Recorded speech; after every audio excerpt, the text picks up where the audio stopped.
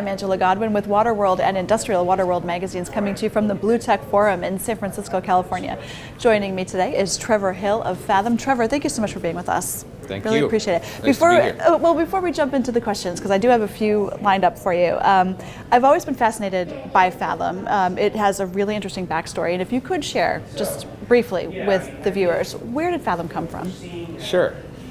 Well, Fathom was created in our regulated water utility company. We aggregated utilities, and we were early adopters of AMI meters that read every hour. And what we found was that there wasn't a good platform to take that data and make it useful through the billing back office vertical. Right. So out of frustration, we built our own platform to do that, to give our customers real-time access to information and to tease out the value propositions of big data in water, which we knew as utility owners. Right.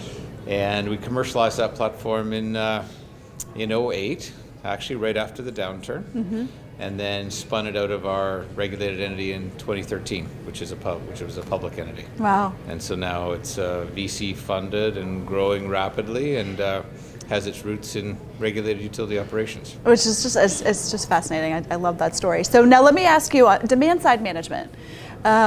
What is the benefit there? Where is that headed, do you think? Yeah, so we live in a culture, if you go back to, Roman times or whatever, the whole water industry was built around an abundance of water. So we live in I like to say, a supply-side dominated paradigm.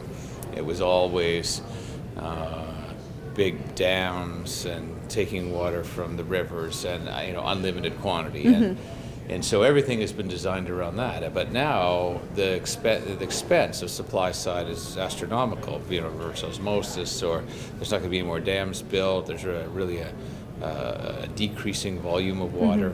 And yet we've done very little on the demand side, which is understanding what happens to water when it gets into our distribution system and giving customers the chance to understand how much water they're using vis-a-vis their own consumption or their neighbors or whatever. So the whole demand side means that we're looking at the data now as opposed to just giving people as much water as they could use and charging them a really small amount of money. Now we're going to look at the way water is used in the whole distribution system and in every home, and give customers real-time access to that information. And what we see, and what I think will happen undoubtedly, is that as people become more familiar with what they do use, and as price signals modify their behavior or peer pressure, you're using more water than your neighbor. Sure. Then suddenly we'll know where the water is, and we'll start to use, I think, a lot less of it. And as that happens, of course, we don't need as much on the supply side. So in my mind, the crisis that's evolving around the world will be solved primarily on the demand side, knowing where our water is and using it more thoughtfully. That seems to make perfect sense. It's much cheaper.